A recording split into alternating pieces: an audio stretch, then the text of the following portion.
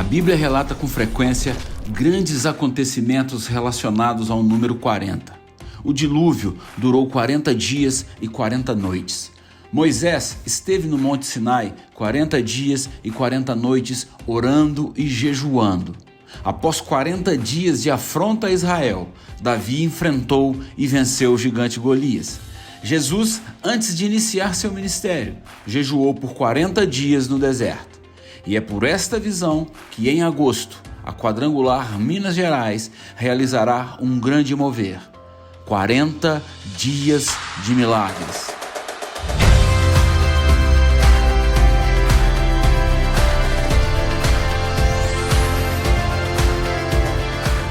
Serão 40 dias vivendo os milagres de Deus, o milagre da oração, o milagre de curas e libertações, o milagre da prosperidade, o milagre do impossível, o milagre na família e o maior de todos os milagres, o milagre da salvação. Encerraremos a campanha com um grande batismo nas águas. Faça parte desta grande jornada, desta grande campanha e vivencie as bênçãos do Senhor se concretizando sobre a sua vida. Queridos irmãos, paz seja convosco. O culto que você vai assistir agora à noite, ele foi gravado na parte da manhã. Por isso que em alguns momentos, eu, talvez o pastor Cleiton, estamos dizendo bom dia, ou nesta manhã abençoada, ok? Foi gravado nesta manhã. Mas o poder de Deus, a manifestação do Senhor, será sobre a sua casa e sobre a sua família. Não perca este culto da família, você que não pode estar presencialmente. É uma bênção para a sua vida. Deus te abençoe, em nome de Jesus. Glória a Deus. Bom dia, igreja. Paz seja convosco, amém? Fique em pé onde você está, feche seus olhos. Vamos iniciar mais um culto na presença do nosso Senhor. Ele está neste lugar. Essa manhã gostosa, fria. O Senhor deixou que nós acordássemos e desfrutássemos de mais um dia na presença dEle. Feche seus olhos. Pai, mais uma vez, Deus, estamos na Tua presença. Gratos pelo privilégio de podermos nos reunir, ó Pai, como Tua igreja. Que esta manhã o Senhor possa derramar uma unção sobrenatural sobre as nossas vidas, Pai. Que o Teu amor possa alcançar os nossos corações. Que o Senhor possa usar a vida do pastor, Pai, para a palavra que for ministrada venha atingir as nossas vidas e venha trazer transformação. Deus, em nome de Jesus, que o louvor que for ministrado suba ao Senhor, Pai, como um perfume doce. Mas que sejamos tremendamente tocados pelo Teu mover e pela Tua unção e não saiamos da forma que nós entramos, mas que possamos sair mais perto de Ti, Deus. Aqueles irmãos que estão vindo, Pai, que o Senhor os traga com segurança. Esses que já estão aqui, Pai, derrama sobre nós o Teu poder e a Tua unção. Em nome de Jesus, nós entregamos este culto nas Tuas mãos. Em nome de Jesus, amém e amém. Estende a mão para um irmão aí, abençoe a vida dele. Diga para ele, eu te abençoo em nome de Jesus. Nada vai parar a igreja do Senhor, amém? Aleluia! Te adoramos, Deus. Santo é o nome do Senhor.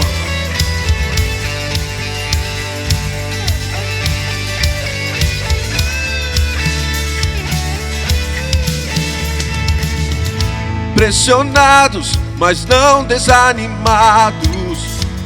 Perplexos, mas não desesperados. Estamos de pé. Perseguidos, mas não abandonados. Abatidos, mas não destruídos. Todos estamos de pé. Cante, não caminhamos. Não caminhamos pelo que vemos. O que nos move é o que nós cremos. Você, eu sou, nós somos nação santa. Somos a igreja. Vivemos por fé. Estamos de pé. Perseguidos, mas não abandonados. abatidos, mas não destruídos. Estamos de pé. Cante. Não caminhamos pelo que vemos, o que nos move é o que nós cremos. Somos nação santa, somos a igreja, vivemos por fé, estamos de pé, e nada vai parar a igreja do Senhor. A perseguição não parou a igreja, o Coliseu não parou a igreja, os leões não pararam a igreja do Senhor. O inferno não pode prevalecer. Vamos avançar, não vamos parar de crescer. Ninguém pode parar a igreja do Senhor. Vamos mais uma vez ministrar que nada vai parar a igreja do Senhor. A perseguição não parou a igreja, o Coliseu não parou a igreja, os leões não pararam a igreja do Senhor. Nada vai parar a igreja do Senhor. O inferno não pode prevalecer. Vamos avançar, não vamos parar de crescer. Ninguém pode parar a igreja do Senhor. Cante, não caminhamos, não caminhamos pelo que vemos, o que nos move é o que nós cremos. E nação santa, somos a igreja, vivemos por fé, estamos de pé. Nós estamos de pé, firmes na presença do nosso Senhor, porque Ele é comigo, Ele é contigo, Ele é conosco, e nada vai parar a tua igreja, Senhor. Nós nos colocamos à disposição do Senhor e venceremos todas as batalhas com o Senhor à nossa frente. Aleluia! Nada vai parar. A perseguição não parou a igreja, o Coliseu não parou a igreja, os leões não pararam a igreja do Senhor. E nada vai parar. O inferno não pode prevalecer. Vamos avançar, não vamos parar de crescer. Ninguém pode parar a igreja do Senhor. Vamos mais uma vez celebrar e dizer: a perseguição não parou a igreja, o Coliseu não parou a igreja, os leões não pararam a igreja do Senhor, nem o Covid-19 parou a igreja do Senhor. O inferno não pode prevalecer. Vamos avançar, não vamos parar de crescer. Ninguém pode parar a igreja do Senhor. E nada vai parar a tua igreja, Senhor.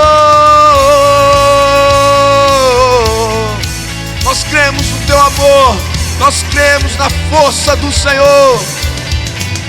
Porque tu és o nosso general e vai à frente de todas as batalhas. Santo é o nome do Senhor. Te adoramos, Deus. Você que pode, eleve suas mãos para o céu e adore a Ele com suas palmas. Diga a palavra de exaltação ao nome dEle. Santo é o nome do Senhor. Aleluia. Glórias ao Senhor nosso Deus. Vamos louvar mais forte esse Deus maravilhoso e bendizer ao eterno, ao poderoso, ao maravilhoso Deus. Louvado sejas o teu nome para todo e todo sempre. Glória ao Senhor que é maravilhoso. Eterno Deus, eterno Deus, eterno Deus, glória ao teu nome. És tu maravilhoso, maravilhoso é o santo e poderoso nome do Senhor nosso Deus. Paz seja com todos. Que a paz que vem do nosso Deus Todo-Poderoso, ela recaia sobre a sua vida para te fortalecer em Cristo Jesus, para te conduzir pelo perfeito caminho, sendo em tudo abençoado pelo nosso Deus que é Todo-Poderoso. Glórias ao Senhor. Vamos consagrar neste momento dízimos, ofertas e missões. Estão aí com você nesse instante, você que veio preparado para isso, para consagrar no altar do nosso Deus. Você que nos vê e nos ouve neste momento, permaneça em tudo em fidelidade ao nosso Deus. Ele é aquele que abre portas, realiza sonhos, multiplica a semente e concede em tudo a graça que vem dos céus. Permaneça em fidelidade com esse Deus, para que você possa experimentar o grande amor desse Deus que nos abençoa em Cristo Jesus, o nosso Senhor. Senhor Deus Todo-Poderoso, olha neste momento, Pai, para cada um dos teus filhos. Olha para esse Deus que permanece em fidelidade, em amor, em obediência aos princípios da tua palavra. Que tua boa mão sustente em graça, abençoando, multiplicando, realizando, abrindo portas, prosperando. Que tua boa mão o conduza na paz, em alegria, com saúde, dando ânimo e disposição para lutar pelo pão de cada dia. E que o Senhor Deus vá à frente cooperando, vá à frente sustentando, vá à frente, Deus, realizando a tua poderosa obra na vida de cada um deles, Deus. Eu os abençoo, como diz a tua palavra, com toda sorte de bênçãos, que venha sobre eles bênçãos espirituais, bênçãos materiais, bênçãos que vêm do Senhor, que enriquece e que não acrescenta dores. No nome do Senhor Jesus, eu os abençoo neste momento, consagrando dízimos, ofertas e missões, no nome do Senhor Jesus. Está consagrado no nome do Senhor Jesus? Glórias ao Senhor. Com muita alegria, vamos receber o pastor Robson aplaudindo o Senhor no nome do Senhor Jesus. Graças a Deus. Aplaudo aquele que é digno de receber toda a honra, toda a glória, todo o louvor, toda a adoração. O Senhor, o nosso Deus, louvado seja Deus. Meus queridos, bom dia, paz seja convosco. Quem está feliz com o Senhor Jesus, diga aleluia. Que bom nós estarmos aqui na presença de Deus, nesse culto especial da família. Já o culto da família, o domingo da família, do mês de agosto. Portanto, já estamos no mês 8 desse ano de 2021, na presença do Senhor, o nosso Deus. Na palavra de Deus de hoje, nós vamos falar sobre Deus se revela numa linguagem em que nós entendemos. Deus se revela numa linguagem em que entendemos. Ou seja, Deus quer ser entendido, Ele quer ser claro, Ele não quer deixar nenhuma dúvida de quem Ele é, do seu poder e da sua soberania. Nós vamos ler o texto de Êxodo, capítulo 12, verso de número 7. Êxodo, capítulo 12, versículo número 7. Glória a Deus. Diz assim: tomarão do sangue e o porão em ambas as ombreiras e na verga da porta, nas casas em que o comerem. Senhor nosso Deus, essa é a sua santa palavra. Fala conosco agora, nós te pedimos do poder do nome de Jesus, porque nos importa, Senhor, tão somente ouvir a tua voz. Amém. Graças a Deus. Podem se assentar com a graça que vem de Deus. Deus, Ele é acessível. Mesmo depois que o homem pecou, e Deus tendo dito para o homem que após ele pecar, ele iria morrer por causa do pecado, o próprio Deus, ele deu um jeito de fazer o primeiro sacrifício, de matar um animal e de pegar a pele daquele animal e fazer roupas, e colocar essas roupas, essa cobertura sobre Adão e sobre Eva, que se sentiram mal pelo fato de estarem nus antes do pecado. Eles não sentiam absolutamente nada disso, até porque estavam revestidos com a glória da presença de Deus. Então Deus sempre procurou o relacionamento com o homem. Quando Deus disse para que o tabernáculo fosse construído, o tabernáculo era a casa que ficava no meio do povo de Israel, construída no meio de todas as casas do povo de Israel. E Deus queria estar ali, no meio do povo, mesmo o povo estando separado de Deus por causa do pecado. Mas Deus querendo estar ali, convivendo com o povo, no meio do povo. Então Deus, ele é acessível. E o que nós vamos encontrar na história é o povo de Deus entrando em um cativeiro de mais de 10 gerações, quase 11, 430 anos oprimidos no Egito. E nós precisamos saber que nesse período de 430 anos de cativeiro, 430 anos de escravidão, o povo de Deus foi assimilando ali no Egito muitos dos costumes daquele povo. E nesses costumes estava a adoração a outros deuses, um sincretismo religioso extraordinário, grandíssimo. E também uma maneira de acreditar como era a estrutura do homem, como é que o corpo do homem se compunha. E acaba que durante todo esse tempo, eles vendo aquela glória do Egito, aquela suntuosidade do Egito, quando os estudiosos, eles levantam e fazem estudos a respeito das pinturas dos egípcios, a respeito das tumbas, a respeito dos palácios faraônicos, a respeito das pirâmides, até hoje, no mundo moderno, as pessoas ficam impressionadas com a grandeza daquela civilização, ficam impressionadas com as construções, ficam impressionadas com a arte, ficam impressionadas com tudo o que se tem hoje. E nós estamos falando de uma cultura de quase 6.000 anos de história. Então, quando nós pegamos os períodos das dinastias dos faraós egípcios, elas são antiquíssimas. Você pega ali períodos. Nós estamos falando aqui da 18ª dinastia do tempo dos faraós egípcios. Então você observe que havia dinastias anteriores a essas, períodos anteriores a esses. É uma história antiguíssima. E aqueles fundamentos, juntamente com a cultura, juntamente com a suntuosidade, a riqueza, a grandeza, o domínio, impressionaram demais o povo de Deus. E o povo de Deus acabou enxergando o seu Deus em face dos deuses do Egito. E muitas vezes o povo de Deus, começou a fazer uma adoração que não era adequada. Nós devemos nos lembrar que naquele tempo ainda não havia escrito a lei de Deus, os princípios de Deus, não havia tabernáculo, não havia nada disso.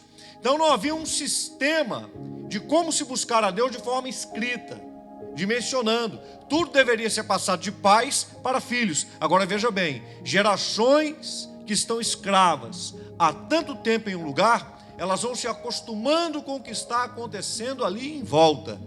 E você não vai ter a mesma qualidade, o mesmo teor, o mesmo princípio sendo passado de pais para filhos, se isso está sendo dissolvido ao longo do tempo. O que isso tem a ver conosco?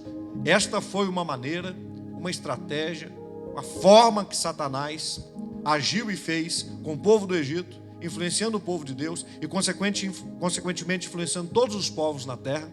Uma maneira que ele fez de trazer um outro tipo de adoração, de trazer um outro tipo de serviço, de mostrar outros deuses. Então isso foi uma forma que Satanás fez de tentar enganar. Quando nós observamos isso, nós observamos que isso também é oriundo do nosso tempo. Satanás é o mesmo enganador, é o mesmo mentiroso, e ele vai trabalhar da mesma forma. Ele vai tentar trazer coisas que nos impressionem, coisas que nos marquem, e que a gente fale assim, isso aí não é tão ruim não. Como nós vamos ver aqui dentro dessa mensagem, isso aí também não é tão ruim não. Olha, isso aqui se parece muito com o que o meu Deus fala, com o que o meu Deus diz. E o problema é esse, é a gente começar a misturar as coisas. É como um fermento que vai penetrando, o fermento é pequeno.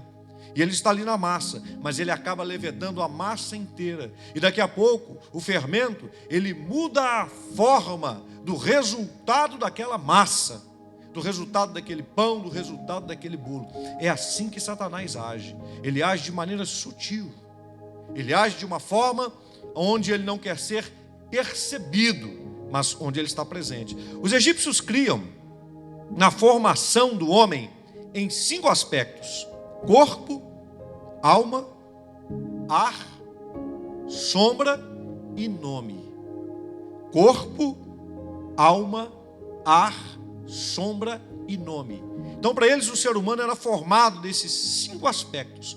Por isso que o corpo, e veja bem, esses 5 aspectos têm a ver com a questão da divindade ou da eternidade do ser humano. No caso do faraó, divindade. No caso dos seres humanos, a respeito de eternidade. Eles acreditavam na vida após a morte. E eles acreditavam que depois de morto, haveria a possibilidade da pessoa voltar à vida e voltar a viver no mundo dos vivos. E que em determinado tempo, eles iriam voltar do mundo dos mortos. Os faraós acreditavam nisso fielmente e iriam estar no mundo dos vivos. Se você parar para poder pensar, esse é um ensinamento que se parece muito com o ensinamento bíblico. Porque nós voltaremos com um corpo glorificado. Não um corpo que foi mumificado para depois voltar, mas nós voltaremos com um corpo glorificado para a glória de Deus. Os justos, eles herdarão, os pacificadores, eles herdarão a terra. Então você veja como isso se parece com o sincretismo religioso dos egípcios. E meus irmãos, uma outra coisa muito importante: assim como Satanás entrou na serpente e seduziu, e enganou, e falou com Eva e falou com Adão no jardim do Éden, Satanás falou com eles, vamos dizer assim, 2 seres humanos sem pecado, vivendo em um ambiente perfeito. Você acha que Satanás não falou com outros povos ao longo da história? Você acha que Satanás ficou quietinho, caladinho, depois que ele caiu? É claro que não. Ele se manifestou, ele falou, ele deixou os seus ensinamentos, claro que errados, a sua mentira, o seu engano. É claro que ele falou.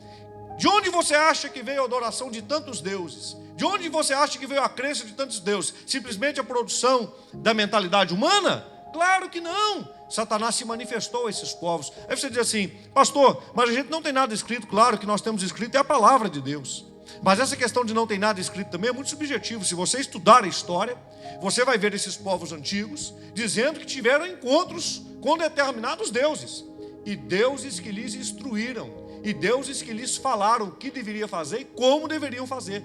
Quem eram esses deuses que apareciam para esses povos antigos? O próprio Satanás. Engano do próprio diabo. Então veja bem, eles acreditavam que para voltar no mundo dos vivos, o seu corpo deveria ser mumificado.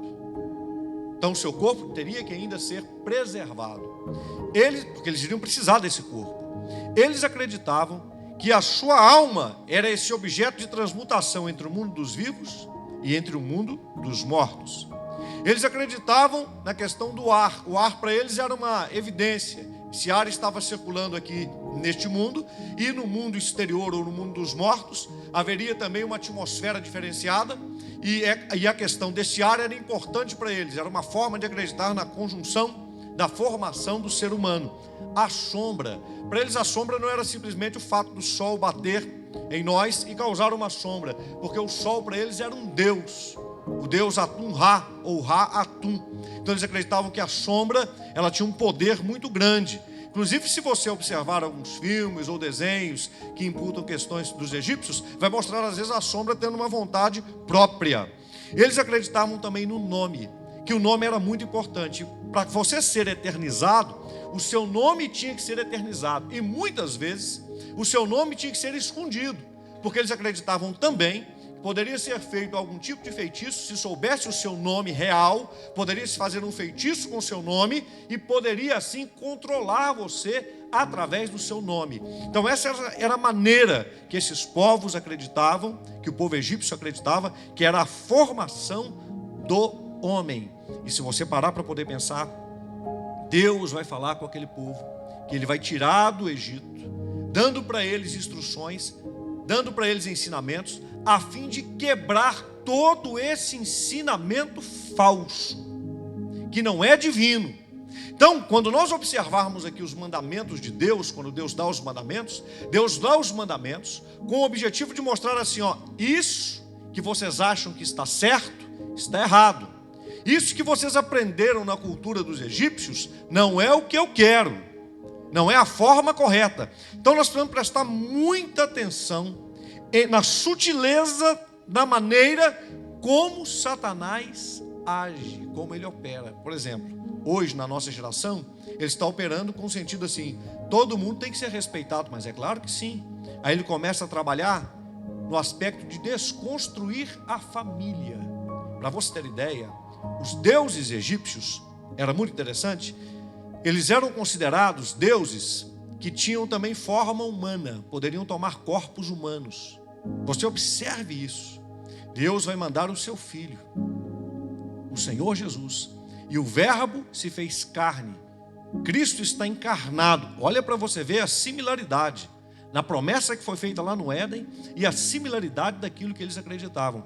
Só que os seus deuses geralmente tinham corpo de homem e cabeça de algum animal, misturado com alguma coisa relacionada à astrologia, misturado à lua, misturado ao sol, misturado às estrelas e etc. Qualquer coisa nesse sentido.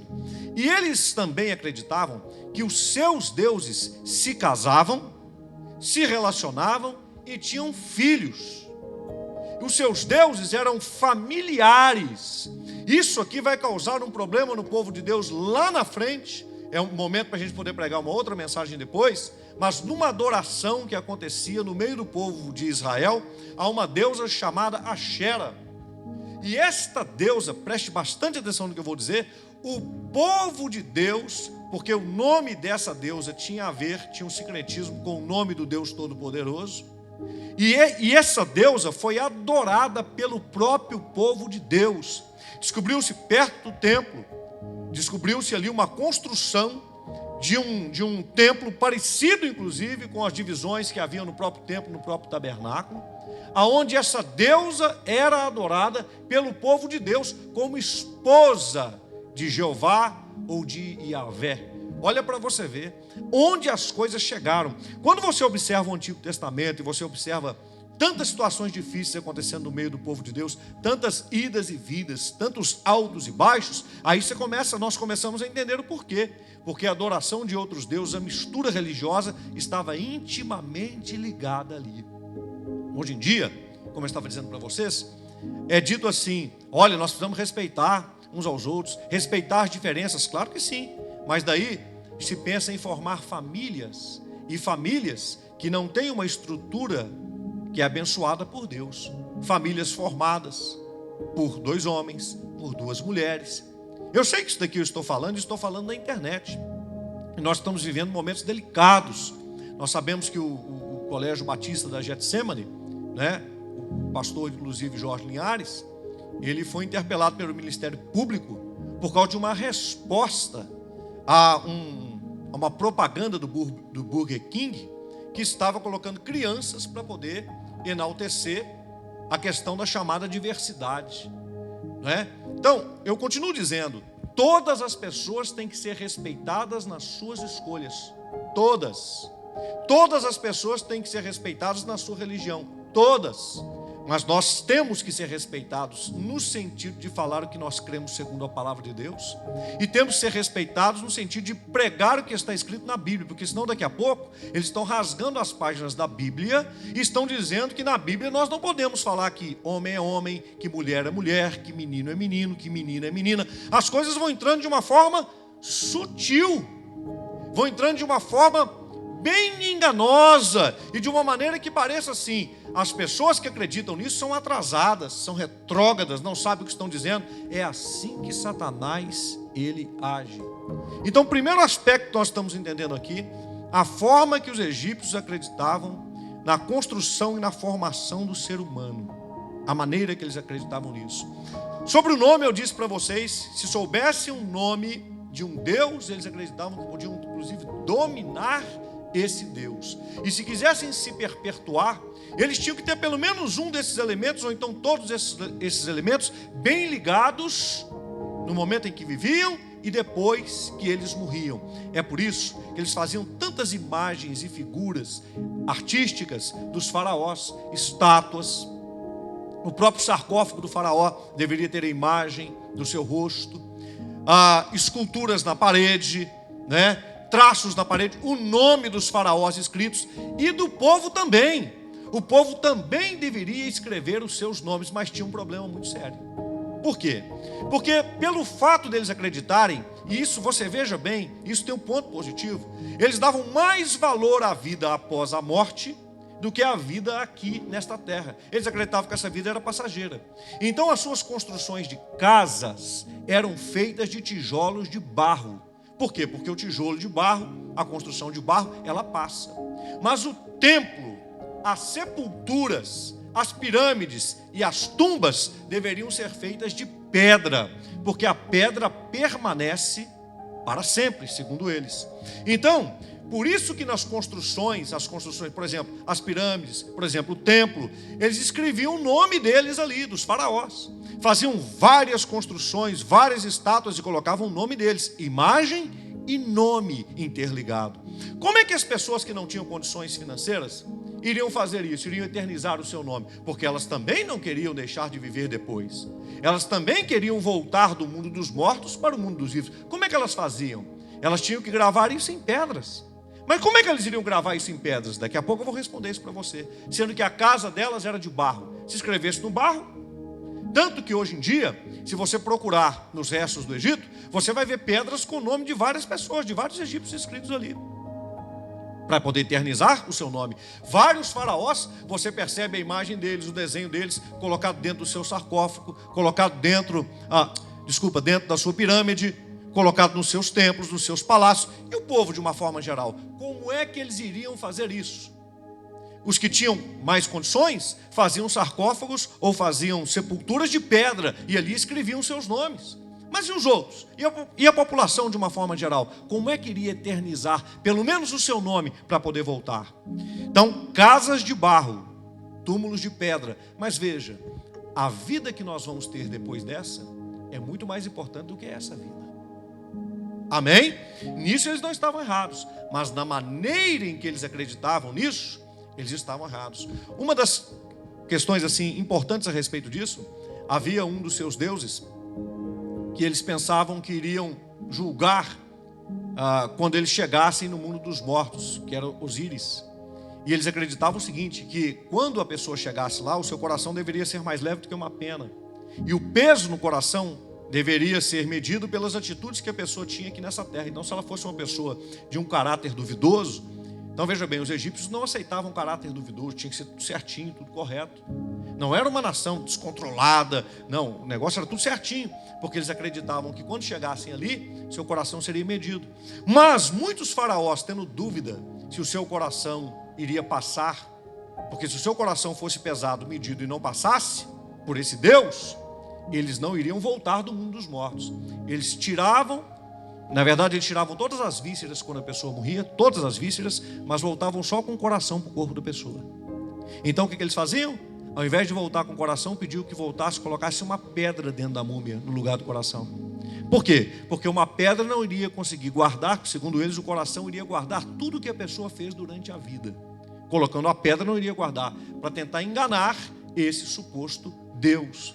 Na história desses deuses do Egito, é inclusive história de morte de um irmão, 3 irmãos, Osíris, Ísis e Sete, e eles podiam se casar entre si. E era um costume também dos faraós casar irmão com irmão, para poder manter a dinastia.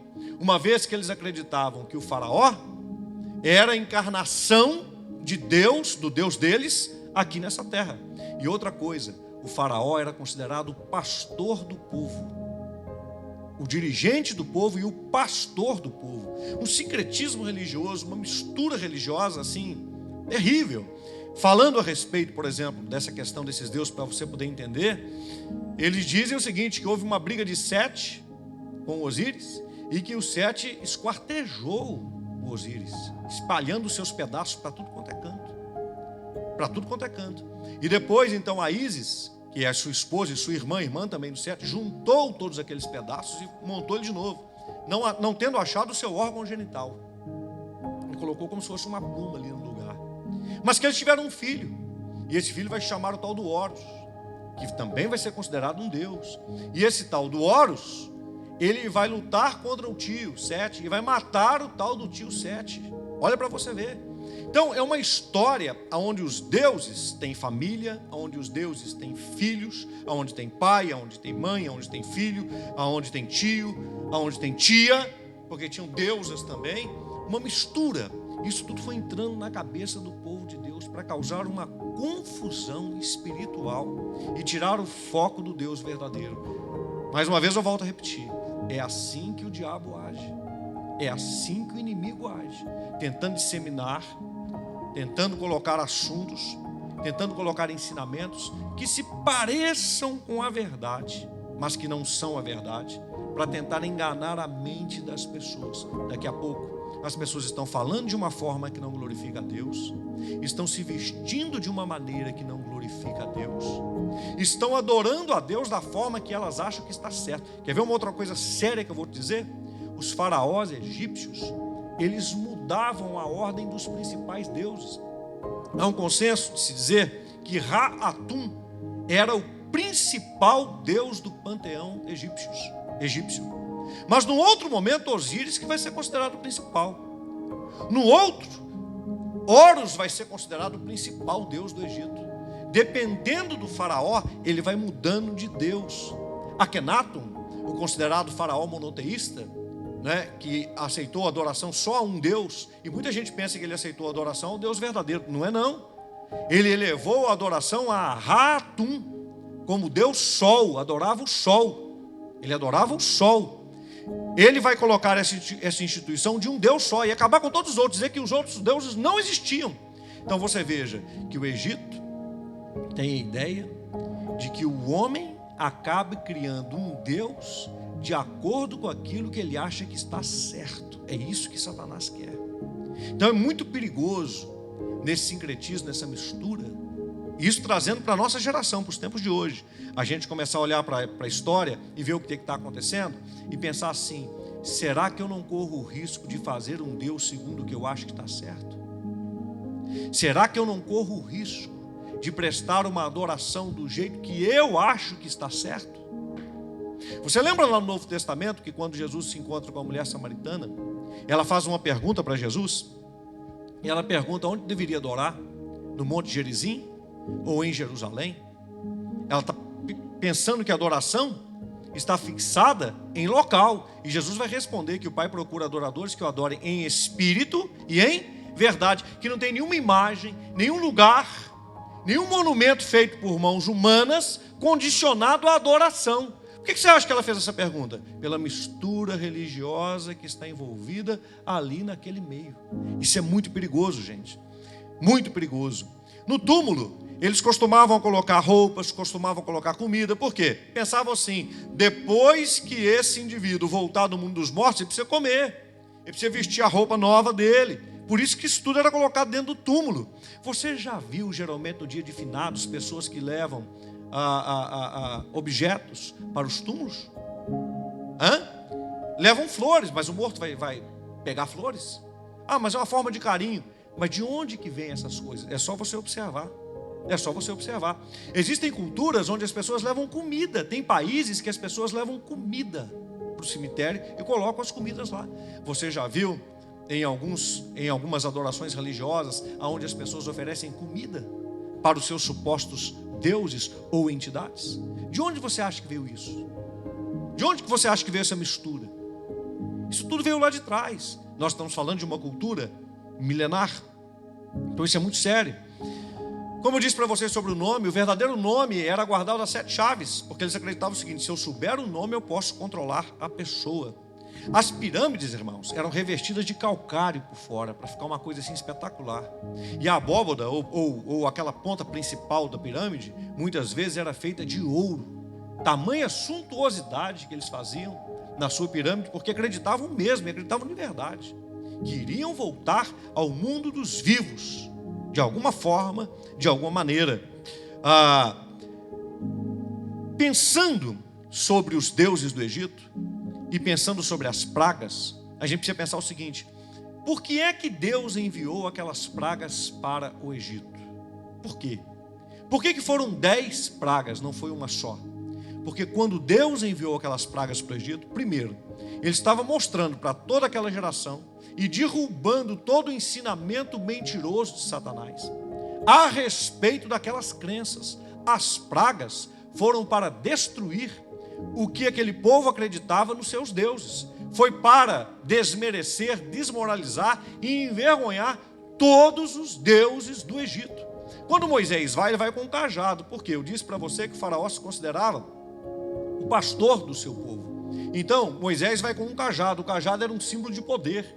Quando Moisés lança o seu cajado no chão, o Senhor fala para ele poder fazer isso, o seu cajado se transforma numa serpente. Os feiticeiros egípcios fazem a mesma coisa. Mas o cajado de Moisés que transformou na serpente, aquela serpente engole as outras serpentes. Os egípcios tinham um costume de que se uma serpente engolisse a outra, estava tirando o poder do outro. Aquilo era uma briga de poder, era uma guerra espiritual. E quando aquilo aconteceu, era como que Moisés dizendo assim: o Deus que eu sirvo é maior do que o Deus que vocês servem. O Deus que eu sirvo é o único Deus. Olha que o feitiço de vocês não prevaleceu diante do Deus Todo-Poderoso. Por isso que todas as pragas era Moisés tocando com o seu cajado, ou levantando o seu cajado, ou fazendo alguma coisa com o seu cajado. E então a praga da parte do Senhor, ela vinha contra aquele povo do Egito. Falando um pouco a respeito dos deuses, como eu disse, esse tal do Ra-Atum era considerado o Deus Sol, o mais importante deles. Claro que aqui eu estou falando com vocês de uma forma bem resumida, de uma maneira bem objetiva, só para questão de entendimento, né? E esse Deus, Ra-Atum, sendo considerado Deus Sol, tinha uma história muito interessante, porque os egípcios faziam orações e faziam vigílias. Os faraós, os sacerdotes egípcios passavam todas as noites, preste atenção, todas as noites tinha vigília. Não era vigília uma vez no mês, uma vez na semana. Todo dia tinha vigília. Por quê, pastor? Porque eles acreditavam que havia uma barca chamada Barca Solar, onde os deuses iam dentro dessa barca, e essa barca atravessava o mundo inferior, ou o mundo dos mortos, durante a noite. E viu uma serpente chamada Apófis, para poder tentar atacar o Atum-Ra durante a noite. E o Sete, esse mesmo que matou o tal do Osíris, e eram todos parentes do Atum-Ra, esse Sete era um defensor, um protetor do Atum-Ra, o deus principal, mas precisava de um protetor. E ele espetava, toda noite ele tinha que vencer a serpente Apófis, espetando a serpente para que ela não pegasse a barca e não atingisse o deus Atum-Ra. Por quê? Porque se ela atingisse, o dia não iria nascer. Então, cada dia que nascia, eles ofereciam ao Deus Sol, ao Deus Atum-Ra. Isso depois vai se tornar a adoração de Roma. Roma vai adotar o Sol como Deus. Os gregos também. Olha para você ver a mistura que está envolvida aí. Como Satanás opera de um jeito para poder enganar as pessoas, trazer uma mistura religiosa, entrar dentro das famílias e arrebentar com tudo, de uma maneira enganosa. Então, para eles, o nascer do dia era uma vitória que aconteceu com os vivos orando pela questão daqueles que estão lá no mundo dos mortos. Preste atenção. Então, cada dia era consagrado ao Deus Sol. Quando a noite chegava, para eles era um momento complicado à noite. Agora vai começar a batalha, agora vai começar a guerra. Se o nosso Deus não vencer de noite, nós não teremos uma nova manhã. A Bíblia fala sobre o nosso Deus Todo-Poderoso, que a cada manhã as suas misericórdias se renovam. Ele é o Deus Todo-Poderoso. Mas olha como é que Satanás quis trazer todo o ensinamento voltado para ele. Quando a gente tem esses deuses, então, a gente vai ver Osíris, né, que é casado com Ísis, que é irmão do Sete, e tem tantos outros deuses, o Horus, né, Hathor, que é uma outra deusa em forma de uma vaca, né, o próprio Ra-Atum, ele trazia sobre si o rosto de um falcão, o Horus também, o rosto de um falcão. E aí tem muita história baseada dentro disso aqui, mas o nosso objetivo não é aqui apresentar os deuses do Egito, as características dos deuses do Egito, até porque esses deuses eles não existem, eles são mentira, eles são enganosos, mas é observar como esses deuses se manifestavam, e eles eram deuses, todos eles, considerados deuses metamorfos, né? Deuses que se tomavam formas humanas, formas de animais. O Nilo era considerado também um deus. E nesses deuses estava a proteção de toda a vegetação, estava a proteção do clima, estava a proteção da lua, a proteção do próprio sol, estava a proteção da natureza, a proteção das águas, a proteção da vegetação, a proteção do gado. Nesses deuses estava toda a proteção da vida. Quando Deus envia as pragas, a primeira praga é as águas do rio se transformarem em sangue. Está mostrando, ó, o Nilo não é um Deus. O Nilo não é um Deus. Porque se ele está sendo vencido, ele não pode ser um Deus. Depois, 7 dias depois, vieram as rãs, causando aquele alvoroço todo lá no Egito. E nenhum dos sacerdotes conseguiam, buscando seus deuses, derrubar essas pragas. Depois os piolhos. É interessante a praga de piolho, porque você tem que se lembrar que os egípcios raspavam todo o seu corpo, porque eles acreditavam que o cabelo poderia contaminar a adoração aos seus deuses. Por isso que pastor de ovelha era tão mal considerado no meio do Egito, porque eles acreditavam que o cabelo poderia atrapalhar, a lã da ovelha poderia atrapalhar, o cabelo poderia atrapalhar, o pelo poderia atrapalhar, né? Ou sujar, ou tirar a purificação da sua adoração. Então eles tinham pelos raspados, mas foram acometidos com pragas de piolhos, depois mosquitos, depois a morte de todo o gado. Era Deus se mostrando e dizendo: há um só Deus, úlceras e furúnculos sobre o seu corpo. Seus deuses não poderiam proteger os seus corpos. Granizo, pedra e fogo caindo do próprio céu e atingindo as vegetações, matando pessoas, matando animais, gafanhotos, destruindo toda a plantação que existia. Trevas por 3 dias. Lembra da história que eu contei para vocês a respeito da tal da barca? Trevas por 3 dias. Os egípcios ficaram loucos. Atum-Ra perdeu a batalha. E que mais não sei o que está acontecendo? 3 dias de trevas. E enfim, a morte dos primogênitos.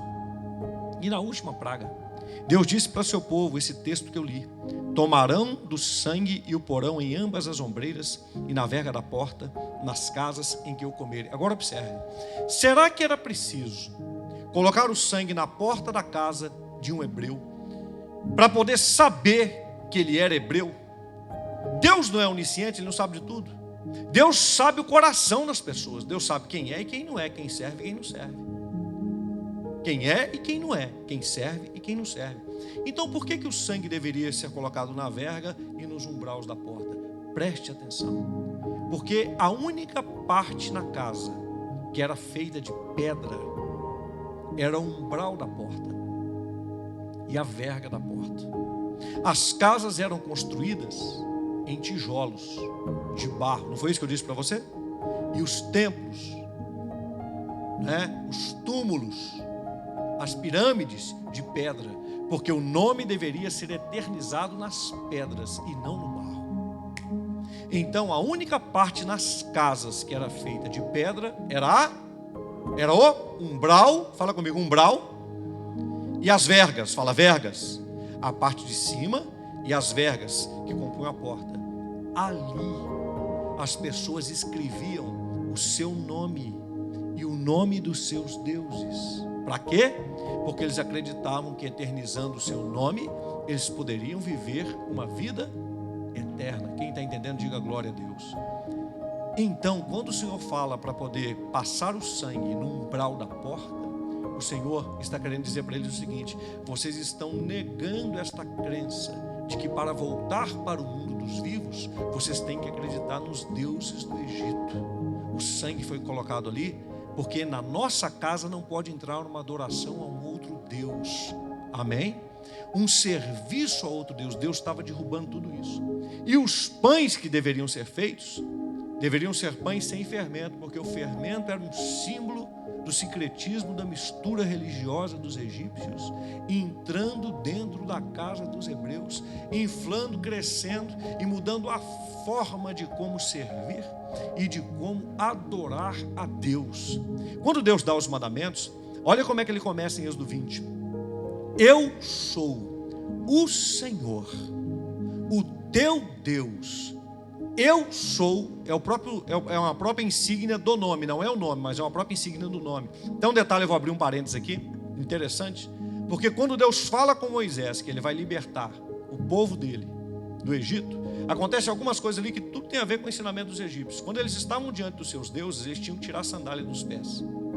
Quando Deus se manifesta numa forma de fogo, numa sarça que ardia, o Senhor fala com Moisés: tira a sandália dos seus pés, porque o lugar que você está pisando é santo. Moisés cresceu no Egito, no palácio. Poderia ser que seria o próximo faraó se continuasse lá. Mas Deus o tirou daquele lugar, para a glória do nome dele. Havia um plano para a vida de Moisés. Mas Deus está dizendo assim para ele: olha, eu sou o único Deus verdadeiro, tira a sandália do seu pé. Aqui você tem que tirar a sandália. Quem está entendendo, diga glória a Deus. Deus está falando com Moisés de acordo com o ensinamento cultural que ele aprendeu no Egito e todo aquele povo. Para quê? Para tirar aquilo de dentro do coração do povo de Deus. Aquilo estava impregnado, irmãos. Aquilo estava impregnado. E quando Deus se manifesta para Moisés e fala com Moisés o que ele vai fazer, o que Moisés fala? Mas qual é o seu nome? Moisés pergunta para Deus o nome de Deus. E Deus não fala. Deus diz assim: eu sou o que sou. Ou numa tradução mais correta, eu sou o que serei. Mas depois eu falo sobre isso. Hoje aqui não dá tempo. Eu sou o que sou. Deus não diz o nome para Moisés. Por quê? Porque havia essa cultura: se eu souber o nome de Deus, ou de um Deus, eu posso dominá-lo. Como Deus estava se revelando, por isso que Moisés pergunta, se revelando para Moisés, havia ali a questão de que Moisés poderia estar com aquela ideia: será que eu posso controlar Deus? Tem muita gente hoje em dia querendo controlar Deus. Compreende? Será que eu posso controlar Deus? Qual o seu nome? E quando Deus vai falar o seu nome para o seu povo, é o tetagrama, que é impronunciável, para você ter ideia. Impronunciável. O nome de Deus era falado uma vez no ano. A pronúncia não se tem hoje, viu? Então você que está me ouvindo aí, você que está me ouvindo da internet, tem muita gente falando: o nome de Deus é esse aqui, que fala desse jeito e tal. Isso tudo, me desculpe falar assim tão abertamente, mas é conversa fiada. Porque o nome de Deus é impronunciável. E a pronúncia que os hebreus faziam do nome de Deus, ela se perdeu ao longo da história. E por que Deus fez assim? Porque ele não queria se comparar a nenhum outro Deus que estava sendo eleito entre os homens, ao engano de Satanás. Deus não pode ser controlado por ninguém. Dá para você dar glória a Deus aí? Ele tem tudo sobre o seu controle, está nas suas mãos. Nenhum homem pode controlar a Deus. Mas a humanidade sempre está querendo trocar o sagrado pelo profano. Hoje as pessoas querem dizer como é que deve ser Deus, como deve ser a adoração, o que pode, o que não pode. As pessoas, ao invés de observar o que está nesse livro, pois eu quero te dizer, o que está aqui é a palavra de Deus, nunca vai mudar, não pode ser tirado nenhuma vírgula, nem um tio, nada. Passarão os céus e passarão a terra, mas essa palavra não vai se passar antes que toda ela se cumpra. Ninguém pode controlar a Deus. Isso vem lá de trás. Isso vem lá de trás, engano de Satanás. Então Deus diz: eu sou o Senhor, o teu Deus, que te tirou da terra do Egito. Ou seja, você não pode deixar os ensinamentos desta terra dentro de você. Portanto, por causa disso, não terás outros deuses. O que tinha lá no Egito? Irmãos, eram mais de 2.000 deuses no Egito. Deuses que os próprios faraós elegiam. Esse aqui é mais Deus do que esse aqui é mais importante. No meu reinado, esse aqui que vai ser colocado para frente. É isso aqui que ele está dizendo que é mais importante. Eles misturavam tudo. O próprio faraó era considerado uma encarnação de Horus, de um Deus. Então era tudo misturado. Não terás outros deuses. Não farás para ti imagem de escultura do que é em cima no céu ou embaixo na terra. Os deuses egípcios, eu disse para você, era corpo de homem e cabeça de algum tipo de animal. Entende? Deus fala dentro de uma cultura. Isso vai se perpetuar até hoje. Porque você veja que isso eu estou falando aqui de uma cultura de quase 6.000 anos atrás, mas que até hoje existe isso. As pessoas ainda estão adorando. Estão adorando. Na Índia ainda se adora a vaca. Ela é considerada um deus. Animais ainda são adorados como deuses, para você ter ideia. Na Índia ainda se tem, talvez, ultrapasse 2.000 deuses, mas muito mais, em pleno século 21. Essa mistura, Satanás espalhou isso para tudo quanto é canto. E para quê? Porque espalhando tantos deuses, ele diz assim: você pode escolher o Deus que você quer adorar, de acordo com aquilo que você acha que está certo para você. Então acaba que não é o tal Deus que dita a sua vida, mas é que existe um Deus de acordo com o pensamento de cada um. Não terás outros deuses, não farás para ti imagem de escultura, não se prostrarás a elas e nem as adorarás. Não adore a nenhuma imagem, a nenhum Deus. Não tome o nome do Senhor teu Deus em vão. Terceiro mandamento. Por quê? Porque eles usavam o nome de um Deus para controlar o seu próprio Deus. O nome de Deus não poderia ser tomado em vão, tanto que ele não era nem pronunciado. Quem está entendendo? Como eu disse para vocês uma vez só. Quando, pastor? No dia do perdão, no dia em que o sumo sacerdote entrava no Santo dos Santos uma vez por ano para fazer derramamento de sangue sobre a tampa da arca, sobre o propiciatório, e todo Israel ali buscando a Deus, porque os seus pecados seriam perdoados. Se o sacerdote saísse dali vivo do Santo dos Santos, significa que um novo ano estava diante deles e que todos os seus pecados foram perdoados e que Deus iria os abençoar. Se o sacerdote morresse ali dentro, significa que Deus havia se separado do seu povo, seus pecados não estavam perdoados e eles seriam oprimidos, derrotados, humilhados. Era uma coisa terrível. Então era uma tensão muito grande, no dia 10 do mês 7 do calendário judaico. Isso acontecia uma vez por ano. A única vez onde o nome de Deus era pronunciado. Quando o nome de Deus aparecia no texto, geralmente eles escreviam Adonai. Adonai. Para nem escrever o nome de Deus, dizê-lo que eles tinham pelo nome de Deus. Olha o nome de Deus hoje, como é que é levado de qualquer jeito, de qualquer forma. Agora, quando você pega sobre o poder do nome, o que Deus faz? Ele nos dá um nome que está sobre todo nome, acima no céu e embaixo na terra. O nome de Jesus, aleluia. E esse nome tem poder. E Ele nos dá o sangue de Jesus, que tem todo o poder. Glória a Deus, louvado seja Deus.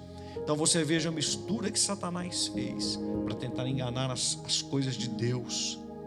Então é muito importante nós aprendermos isso. A cerimônia da Páscoa, que foi a primeira cerimônia e a primeira festa das 7 instituídas, era a festa da Páscoa. Por quê? Para se lembrar disso, de que nós não podemos controlar a Deus, nós não podemos dizer como deve ser a nossa adoração a Deus, é Deus quem diz. Nós não podemos subir, sobre a nossa pompa e achar que Deus está debaixo do nosso controle. Não, é Deus quem está no controle de tudo. Ele é o Deus Todo-Poderoso. Ele libertou o seu povo do Egito. Ele tirou o seu povo da escravidão, da opressão, para dizer assim: eu vou colocar vocês numa nova terra, vou ensinar vocês a me adorar. Daí que vai vir a lei, daí que virão os mandamentos, daí que virão os preceitos, daí que virão os escritos chamados, por exemplo, Levítico, o livro Levítico, que vai ensinar todo o sistema de adoração, para tirar todo aquele secretismo, toda aquela mistura, todo aquele engano do meio do povo de Deus. 1 Coríntios 5,7 diz: lançai fora o velho fermento, para que sejais nova massa, como sois de fato, sem fermento, pois também Cristo, nosso Cordeiro Pascal, foi imolado. Quando o apóstolo Paulo escreve à igreja de Coríntio, ele se lembra da saída do povo de Deus do Egito. Ele se lembra de Cristo como Cordeiro Pascual. Ele se lembra, ele prefigura aqui o cordeiro que foi morto, o sangue que foi derramado, o sangue que foi passado nos umbrais, o cordeiro que eles comeram, o pão que foi servido sem fermento. Ele lembra isso nesse texto. E está dizendo para aquela igreja que está em Corinto e para nós hoje: lançai fora o velho fermento, o ensinamento do tempo da escravidão, a adoração errada. Portanto, meus queridos, eu concluo essa mensagem nesse domingo da família, para que cada um de nós possa refletir e possa meditar. Eu concluo essa mensagem dizendo: cuide da sua casa com os princípios de Deus. Satanás quer entrar com os princípios errados dentro da família, quer levar os seus filhos a fazer o que quer, do jeito que quer, adorar do jeito que quer. Está tudo bem, está tudo tranquilo. Quer trazer uma mensagem assim: olha, no final de tudo Deus vai perdoar todo mundo, que é o morgenismo, né? A salvação não depende absolutamente nada de mim, mas não depende mesmo, porque é graça de Deus. Mas depois que eu sou salvo, eu preciso andar como salvo. preciso andar como quem conhece o Senhor, eu preciso andar como quem foi livre, porque é impossível eu ter sido salvo, eu ter sido libertado, o Senhor ter me curado, o Senhor ter me dado uma nova vida, e eu voltar de novo para o pecado. É o que Hebreus fala, né? Que a pessoa que foi salva e ela volta para o pecado é como o cão que volta para o vômito. Não há mais nada que possa ser feito para esta pessoa. Ou seja, ela perdeu a salvação. Alguns que acreditam em algumas doutrinas de que uma vez salvo, sempre salvo, né?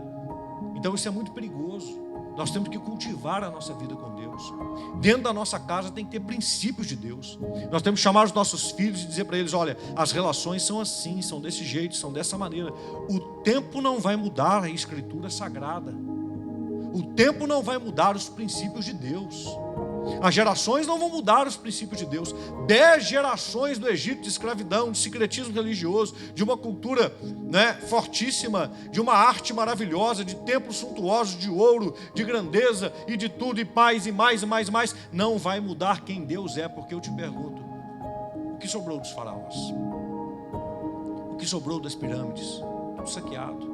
O que sobrou dos templos? Tudo saqueado. Pedras, ainda que o nome das pessoas estejam escrito naquelas pedras, isso não vai valer de nada, porque não é nome escrito na pedra que determina a salvação de alguém. Mas todo salvo vai receber uma pedra, na qual tem escrito um novo nome, que ninguém sabe. Você vai saber aquele nome no dia que você receber a sua pedra, dada pelo Senhor.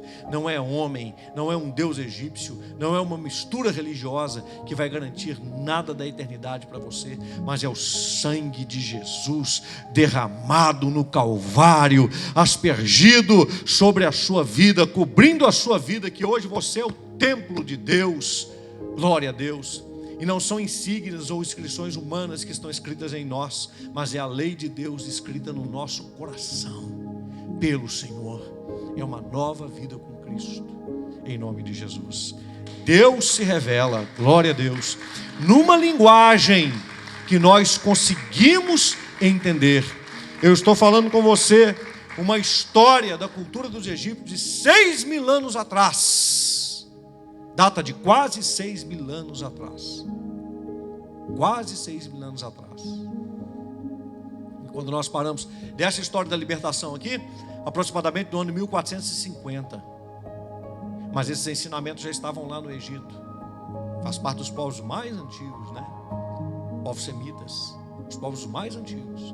E essa história estava enraizada lá naquele tempo. E veja bem, eles fizeram agora, na última Páscoa, eles fizeram um desfile, lá no Egito fez, de uma mudança de todos os artefatos egípcios, das múmias dos faraós, de um museu para outro que eles construíram. E foi uma coisa assim espetacular. Eu não sei se vocês viram a reportagem na época. Foi uma coisa espetacular. E sabe que dia que eles fizeram esse desfile dos faraós? No mesmo dia que é considerada a Páscoa dos hebreus, no sábado. E no domingo é considerada a nossa Páscoa. E foi feito lá. Nesse dia da Páscoa foi feito isso. Em plena pandemia. Para quê? Qual o objetivo? Tem um fundo espiritual nisso. Era o Egito dizendo assim: nós estamos vivos. E quando o presidente deles foi fazer o seu pronunciamento, né, ele falava sobre a suntuosidade do Egito, sobre a grandeza do Egito, e dizendo que o Egito ainda era uma grande potência.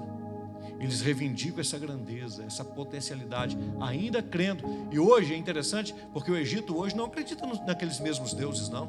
O Egito hoje é islamista.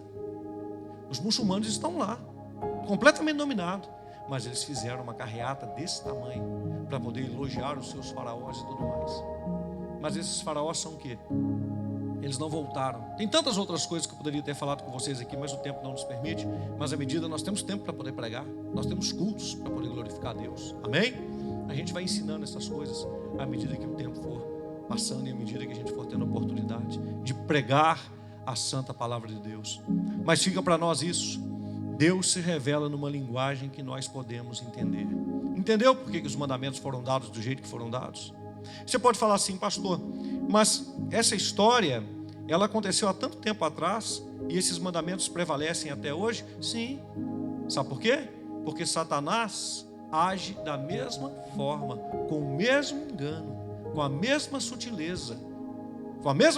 E se você percebeu ao longo do que eu estava pregando aqui, você vai ver que muita coisa que estava acontecendo lá naquele tempo se repete hoje com uma outra roupa, de uma outra forma, de um outro jeito, se repete hoje para tentar destruir a nossa casa, tentar destruir a nossa família, tirando Deus, a palavra de Deus, a adoração de Deus do centro da nossa vida. É o grande objetivo de Satanás.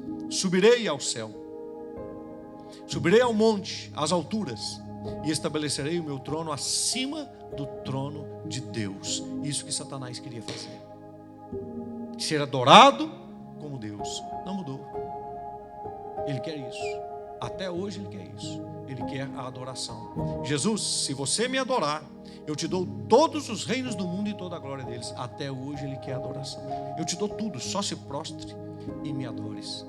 Somente ao Senhor teu Deus adorarás, e somente a Ele prestarás culto, porque só Ele, aqui eu estou dizendo, é o Deus Todo-Poderoso.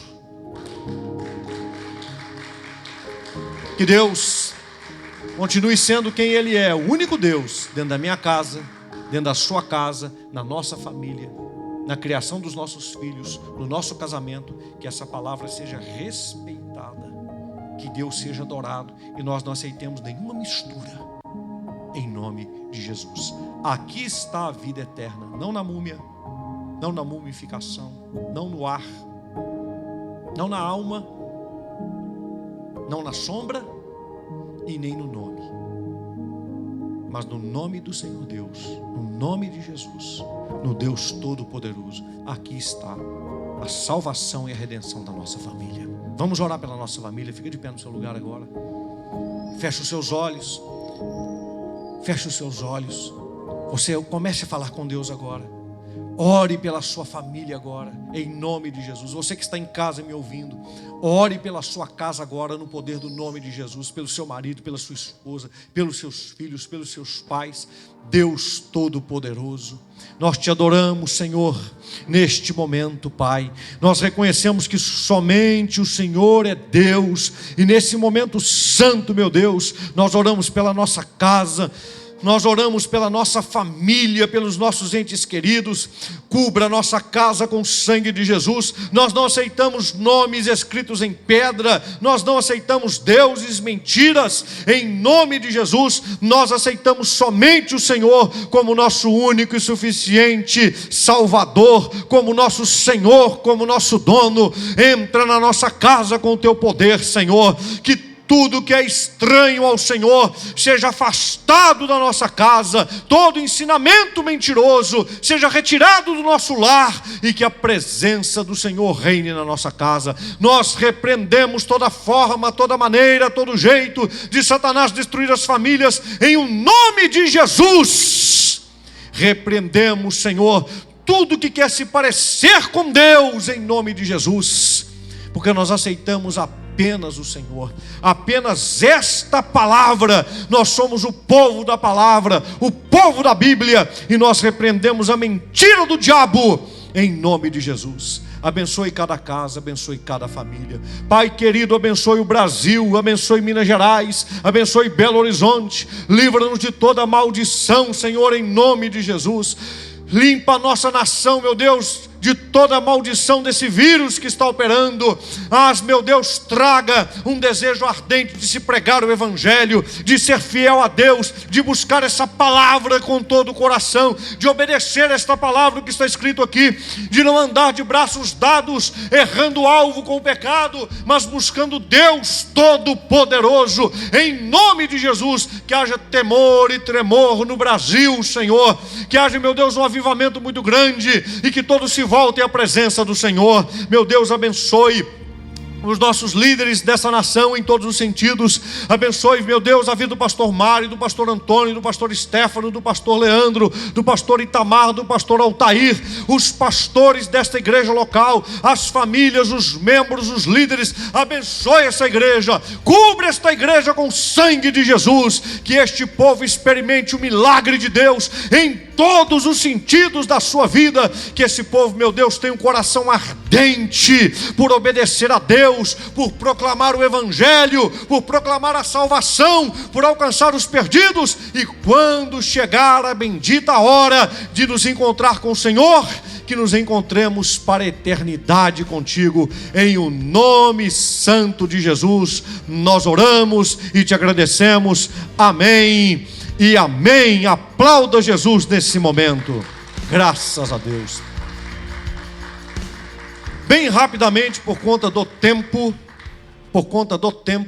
dia 11 agora nós começamos uma campanha especial, 40 dias, milagres. Você se prepare, vai ser um tempo muito especial na presença de Deus. Dia 18 de outubro, a live O Médico dos Médicos vai operar com o pastor Mário de Oliveira. Você já pode nos procurar e falar quantos vidrinhos de óleo você vai precisar, porque nós precisamos de você como evangelista, entregando vidrinho de óleo por família que você vai fazer isso, com fé, tá certo? Não seja exagerado, faça de acordo com a família, famílias que você pode acompanhar. Você vai orar por essas famílias, vai dar um endereço eletrônico da live, elas vão ser tocadas por Deus, vão receber o Senhor Jesus. E no mês de setembro nós teremos batismo nas águas. Você que não é batizado nas águas, você já pode dar o seu nome para a gente começar já a trabalhar com você para o batismo que vai acontecer no mês de setembro. Amém?